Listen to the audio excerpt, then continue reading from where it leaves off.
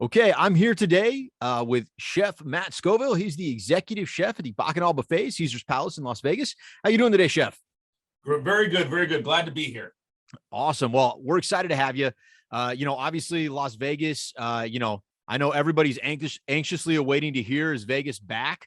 How are things looking out there? Is business returning? Vegas is back. We are fully busy. This buffet is a beast. We keep going full speed all day, every day. There's not as many buffets here in Vegas anymore. There's really about 3. There's rumors of, a few more opening back up, but overall in Vegas is fully open. And then next weekend we have the NFL draft here, and there's going to be just thousands of people on the strip for that NFL draft. It's going to be absolutely amazing. I know the NFL draft always brings tons of people. And this year, obviously, there's a lot of eyes on that. Post-COVID, I know everybody's excited to just get out. I mean, even Cleveland last year had a ton of people at their draft. So very cool. Very cool. So, Chef Matt, tell us a little bit about yourself. How you're at Caesar's, you're at a high volume buffet. How did you make your way out there? What path did you take to get there? Very good. So I came up being a cook, ended up realizing I was pretty good at it, and went to culinary school out in the Bay Area, California, where I started. Worked some really great places out there. And then we kind of realized, we needed to make a change in life. So we moved to Las Vegas in 2004. People, we all know each other. It's a small knit community. So next thing you know, someone has sent my resume to the chef at MGM, and boom, I had an interview and I had a job. And we moved to Las Vegas. I've done a lot of high volume stuff. I started at the MGM buffet. That was my first big job in Las Vegas, which was a big buffet as well. And then worked my way up, many different kitchens, banquets, marmager, what have you. Got promoted to assistant executive chef. And this was all, I moved over to Luxor at the time, the Pyramid. And then we kind of managed Excalibur together. And then I got to become executive chef of the Excalibur Casino for about 5 years, which was very good, great experience. You get to learn the high end, the high level stuff, managing lots of people, lots of staff, dealing with the union, making sure, everything's fair and done right. And then, I lost the position through the pandemic. And, bounced around, moved around, just tried to kept cooking, kept my skills going. And this place had been coming after me for a couple of years. I have friends that work here and more connections. And I decided to take the plunge in this huge monster of a job. And it's been great. It was a rough, they say it takes 6 months, and that was exactly it. I think in my 6th month, I finally said, I got this, let's go. So we built a great team here. I mentioned how all the chefs know each other here in Vegas. So, half my team I've worked with at some point or knew of or what have you. So it's kind of like a reunion of friends and stuff like that, and come in and get to work with people that, all have the same goal, is to come in, work hard, make some money, and do something really epic. Awesome. Well, you mentioned there's only a few open right now, but tell me a little bit about Bacchanal. What do you got going on there? What's the place look like? What's the vibe? What are you serving? What does that look like? Excellent. So Bacchanal has 10 different stations, many different cuisines, many different styles, over 200 food items. Our seafood station is kind of our focal point. It's right at the front when you come in. You'll see the pictures on social media or what have you. Of course, the feature there is the snow crab legs. And we managed to keep those out there. The prices on those keep going up. So we just monitor that very closely. But, there's nights when I see people with just piles and piles of crab legs on their plate. So if that's all they want to eat, that's what they're welcome to eat. So we make sure to keep a lot. We average about 2,000 pounds of crab legs a night. And I will say the biggest day I saw was over Thanksgiving weekend on a Saturday, where the plates were just mounded up. And we went through almost 4,000 pounds of crab legs. So, and I'll say this is there's a couple things in the buffet that, many items of the buffet we can change things out or what have you, but you cannot run out of crab legs at Bacchanal Buffet. So that's something we make sure is priority number one. To go through the rest of the buffet quickly, we have a huge American station, which entails 3 carving stations. We have a whole nother kitchen upstairs where we do smoked brisket, we do our prime ribs, we do our beef steamships. The carving station is just loaded up with so much good meats. We have a Latin station. Our new item there that's a hit is we're doing the quesadilla station, where the tacos are grilled and kind of a little greasy, like the food trucks of LA. Yeah. That station's super popular. And then we just got everything else. We got Mediterranean all the way around, 4 different Asian cuisines, huge dessert station. And something else I'd like to point out about the buffet is we have a great mix of small dishes and larger family style dishes. So you can come in and scoop yourself some mashed potatoes or scoop yourself some nice vegetables. But a lot of the mini dishes are plated as we go. And that helps with the pandemic. People are not sharing spoons. You just come up and grab the dish and go to your table. And it also adds to freshness. That way my cooks are making them fresh, a great flow. They'll make a few more. And then also that helps on waste, because buffets can be wasteful. And if you're only making 3 or 4 small dishes at a time, or 6 or 8 or 10, depending on how busy you are, it really helps with waste. We don't have a ton of waste here, and we're very proud about that too. That's awesome. I mean, it sounds like an incredibly large, like high volume. I mean, 4,000 pounds of crab. Oh my goodness. That's I think it'd be, it'd be funny to watch all the crab legs getting put on plates, but I think it'd be terrifying to stand back by the dish tank and see how many are coming back with piles of crab legs still on there. I think that would make a little tear come to my eye sometimes, I think, as I would see that. Yep. So as you're looking through this, you've got what I'm assuming is a fairly sizable staff there, right? So what kind of a staff do you have on your culinary team right now? We have 95 full-time cooks. We have another 120 that we use on what's called an extra board, which kind of will work in other areas, but I use a lot of them. Per shift, we have about 45 or 50 on the shift. So that kind of flows that way. And then I have a chef team of 10 of us right now. Yes, so that's management chef team. And that's just my team. It doesn't count for all the stewarding that cleans everything, keeps everything working.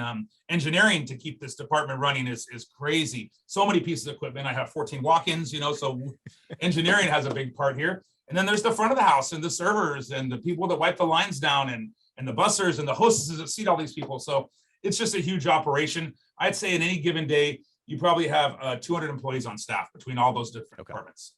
Wow. So are you, obviously labor is a big topic for everybody. Are you finding the team you need to be able to pull this off? Well, that's a very good question. We are very close. We've done very well. Caesars did a good job of keeping people informed during the pandemic, during the shutdown, and was very open and honest with, hey, we're going to be coming back. We're going to be coming back. And we were able to retain, from what I understand, about 80 to 90% of the staff. They all came back. So, but as busy as we are, we're still hiring. We did a round of hiring in end of the year, and then we're starting another round of hiring for cooks and what have you, and chefs as well. Chefs are hard to keep here because they're always getting poached and taken up to the next level, and as they should. Everyone should grow and they want to be an executive chef themselves. So we're looking for chefs as well. Well, so you hit on a huge point there. I mean, 80 to 90% of your people came back. I mean, from an outsider's perspective, you clearly have to be doing something right. So, what kind of things are you doing to kind of build that retention in your kitchen or with your team? I mean, I'd love to hear a little bit more about that. Excellent question. Other than making sure they have they do make a fairly good wage, and and you have the union here that helps support them and make them feel needed, and that they are we're following all the rules, and what have you. And a union can be a great thing and be a partner with us. But some of the things we do is build trust with them. Make sure that everyone has a voice. Let them know that everything they do is super important, even if they're making that same 3-4 little mini dishes all night long. That how important that is. And a lot of ways is we interact with the guests. We get to talk to the guests. Being buffet, you have them right there. In a lot of kitchens, the chefs are in the back and they never see the guests. So it is, they get to talk to the guests and understand how such an impact. And so many people in this buffet the customers are so much fun, and they talk with the chefs and they love to talk to the cooks, and that's great. Something else that's important on my side is accountability. And the reason that's so important is because if a bad employee is allowed to continue the poor performance and do stuff, then the good employees start to kind of like, well, what's the point? So discipline is here to improve performance.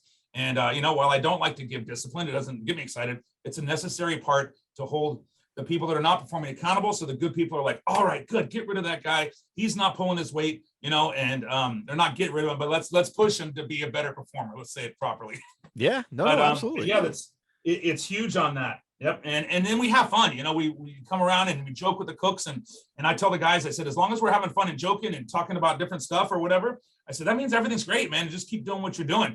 It's when we got to have a conversation in the office that then we can, then we have to have a serious conversation, but we have fun, man. We're here to work. We're here to have fun. Yep. I love it. I love it. So, I mean, you're doing it right there, right? I mean, one, you're tying performance into results they can see. I mean, literally almost immediately, right? I mean, if you're on your game, you're watching your station flow, you're seeing the reaction from the guests, you're getting feedback right away. If something's off, you also feel that as well. So I think that's great. That accountability to make sure that everybody performs at a high level, because nobody likes it when the guy who's the stinker in the group is getting paid the same thing you are, right? I mean, nobody likes Correct. that. Yep. That's a huge amount of trust, and then obviously fun. I mean, everybody wants to have fun, especially because we all just spent the last 2 years completely puckered, right? It's Very great to true. get out there and have a good time and know what's coming next, and that's Uh-huh. awesome. That's awesome. Yeah. One of the things I've always loved about culinary teams, right? Because I feel like they do this better than almost anybody else does, is they love to, have constant education, constant learning, constant growth. I'm sure you're doing the same kind of stuff. What kind of things are you doing or introducing from a growth perspective, or training, or an ongoing education perspective with your team? Really glad you asked that. So, we work a lot of hours here, being this big of a buffet. So, how do you, keep that creativity going, even though you've just done a 12-hour shift and you're kind of like, oh, I'm done. But so we stay ahead of the game. We, I even have on my whiteboard, which you can't, which over here is visits to other buffets. You got to do the competitors, right? See who else has got their game on, and then help us go out to see vendors. Go out to see these big, huge vendors that have all these different ingredients. And you can just walk up and go through their area and just look, and it just sparks ideas and sparks your brain. Of course, I challenge my guys, and it's an interview question when I'm interviewing a chef: is who's your local experience? What restaurants do you go to? What's, because there's a great local food scene here in Vegas. You don't have to be on the strip to enjoy really good chefs. So kind of what is out there, see what the competitors are doing, and then how do you stay creative? I ask them what cookbooks do they have, what are we reading, and cookbooks can be somewhat tedious, and you know what? There's so many search engines on the internet. I've learned so much just by like Google. Okay, what's the difference in these two cheeses? And it's amazing. You're just like, oh wow, that cheese is from this, and this cheese is kind of like that. Just for example, yeah, you got to love those search engines just to learn stuff. And I love when myself, I've been here 6 months, and I probably learned about 30 new things that I didn't even know. And I thought I've been in this for a while, and I'm like, wow, I didn't know that. Like, okay, I'm gonna tell you one fun tidbit that had us all boggled is, you ever heard of chicken? When you order a whole chicken, it's called a wog. And that's how Okay. we've always ordered chicken called wogs. And we never knew what it was. We just ordered chicken wogs. It means without guts. So it means the neck bone, the other stuff is in there. And only one of us knew that. And it was like one of those things where you say, I was this many days old when I learned this. Right. That's hilarious. That's hilarious. So one of the things, it kind of flowing with what we're talking about here. One of the things I always loved about, culinary teams or high performing culinary teams like yours is, you always had a voice for the team, right? So like if somebody had a great idea or they had a great recipe, do they have the ability to be able to come to you and say, hey, look, I've got something I think we need to work into this. And if so, do you have like a mechanism for that? Or is it just like a one-on-one, they've just got that trust built with you? You know what? We do a lot of cooking and playing in the back, in our back kitchen. So, to run a huge buffet like this, you need to be very organized, and that's the style we've gone. You can go into a buffet and change things on the fly all the time, but then you're not going to have the training and consistency and the practice. So here with us, before we make any official changes, it needs to be very well thought out, creating recipes, creating build sheets, as we call them, which is the picture of the dish, how to assemble it on the line. But the creativity starts with the chefs just playing around and having fun. And I'll tell you what, we just had our first huge menu change for the spring, 45 45 item menu change. It was a 6-week process, and it was arduous. It was work, but it has just opened our eyes up to like, hey, what about this? Hey, what about that? And what have you. And it is just, to see that menu change. I'm very proud of the team, very proud of this, because we went from just these ideas to this is like such a beautifully organized and scripted, almost like a symphony where everybody's doing their part. Everybody knows what they're doing. The horns are playing this, the trombones are doing this, and it's awesome. I love it. I love it. Well, it sounds like you've an absolutely amazing team there who's just, it sounds like everybody's just dialed in, which is, I mean, obviously we've all got our good days, we've all got our bad days. But it sounds like you've got a high level of trust, a really dialed in team. And clearly that's how you deliver on something of this magnitude. So congratulations to you. Obviously congratulations to your leadership team as well. So that's absolutely awesome. Excellent.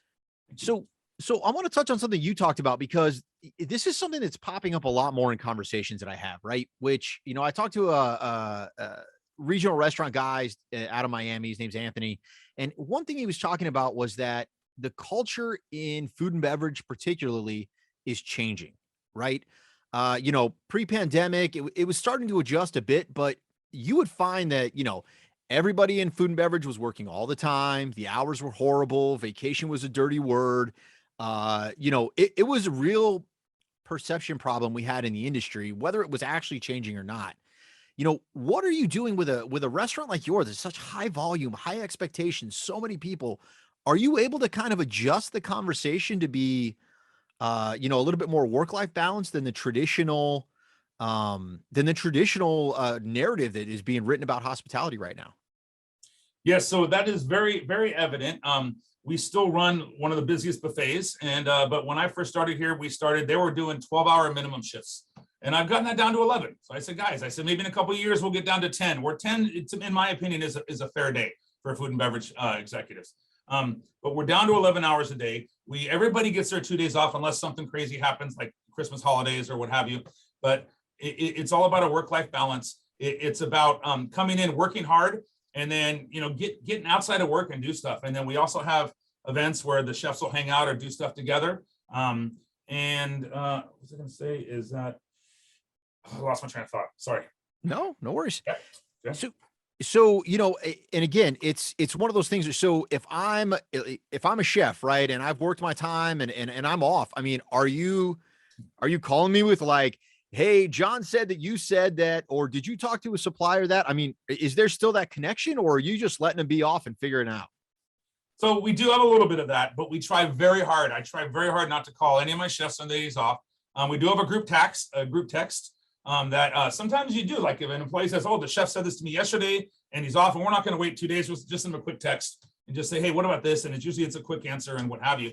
So I try not to. I don't ask my chefs to stay on their phone all day long on their days off. It's their day off. If there's something, I don't even want them to check on an email. If there's something I really need, we'll send them a text. The higher you go up in the levels, because I have 3 different levels of chefs that report to me, the higher you go up, the little more you got to check in on your day off. But the sous chef level, go be free, have some fun, and it's more about what did you do on your day off? How was everything? And gone are the days of the chef being a jerk and this is my way and no talking in the kitchen. No, we come in and have fun. We screw around, we bullshit, we talk sports, we have fun with the cooks, and and just create a great team here. And I will say that I had one guy that when I first took over said, I don't know if I want to be here anymore. And he's like, I am here until you leave. This team is awesome. We're super excited to be here. And just the things we're doing here. And yes. That is absolutely outstanding. And I think that's a good note for everybody, right? I mean, you could choose to be authoritative. You could choose to be a dictator. You'll probably end up by proxy choosing to be by yourself a lot. Yes. So you definitely have the opportunity as somebody who sets the tone for your business, sets the tone for your team to be able to make that decision. So absolutely awesome. Absolutely awesome. You've talked about mentorship and about building that mentor. So if you're giving advice to people coming up in the industry right now, are they looking for a mentor? If they find a mentor, what are they doing with that mentor? I mean, what's your experience with mentorship? Because it seems like it's been pretty powerful with your team and your career growth. That's correct. It's very important to me to see all my guys succeed. Everyone that's ever worked for me. I'm just so proud when I hear that someone has been promoted up, someone from 10, 15 years ago. I was just thinking about him and like, wow, he's executive chef now. That's unbelievable. But it's all about building the bench. It's almost like you're managing an NFL team where you want to build, you want to draft properly, you want to get some free agents in too as well, and you want to make sure you're the coach. You make sure that everyone's in their places, everyone's in the right position, and what have you. But it is so fulfilling when you see the people that you groom, the people that you've got to come up to be chefs. And one of my examples is someone that was a cook for me when I was at Excalibur, and he became a great sous chef there at Excalibur, and then I poached him and brought him over here, and I've seen him just grow to the next level. Like he's almost ready for the next level. So those kind of things just mean so much because we got to leave this earth better than when we found it. I love it. I love it. So if I'm new and I'm young and I'm in the industry, I'm getting started, how do I, in your opinion, how do I approach somebody that wants, that I'd like to have mentor me? Like, is that like, hey buddy, you mind like, mentoring me? Or is there a way to go about it in your opinion to make sure that that relationship turns into something? Well, you can, that's a good question. You definitely want to be, having some experience, getting out there and being a cook. Some of the guys choose to go to culinary school fresh out of there. And, the whole culinary school adage, make sure, remember when you come out of culinary school, you're not going to be a chef right away. You need to go in and learn, you're learning how to be a cook, or you just get in the business. And these casinos have many, many cooks jobs and many beginning cooks jobs or prep cook or what have you, and work your way up.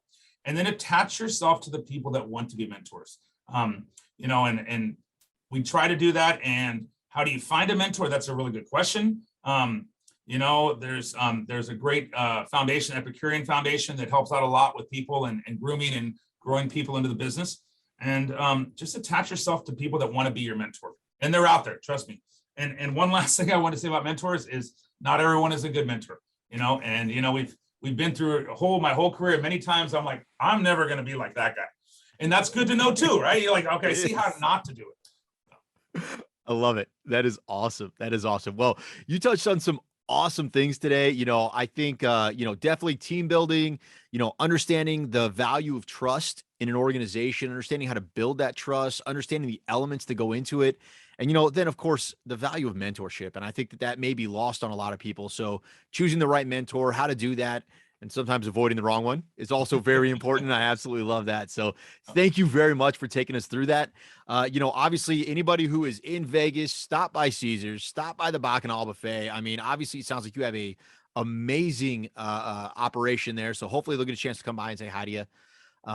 If they wanted to reach out and connect with you personally, are you on LinkedIn? Are you, where do you like to be reached out to?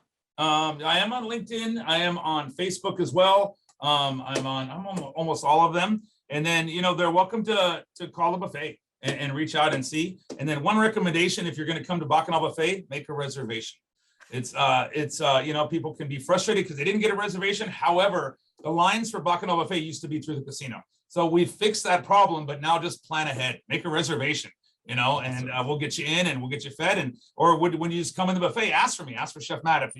I'm around most of the time. Here at least 5 days a week, 11 hours a day, right? Like we touched That's on. Right. That's right. Yeah. So we're on the floor and I love talking to the guests. It's something that it just is so much fun is, whenever I get stuck doing too much mundane, executive stuff, chef stuff, I just get on the floor and have fun with the guests and talk to them and ask them about their food knowledge and what do they like? And what'd you try? And hey, try this, try that. And everyone likes to talk to the chef. So it's great. Love it. Well, that's awesome. Well, Chef, you're a phenomenal ambassador for your organization. Thank you very much for joining me today. And I look forward to connecting again in the future. Excellent. Thank you, Chris. All right. Talk soon. Bye.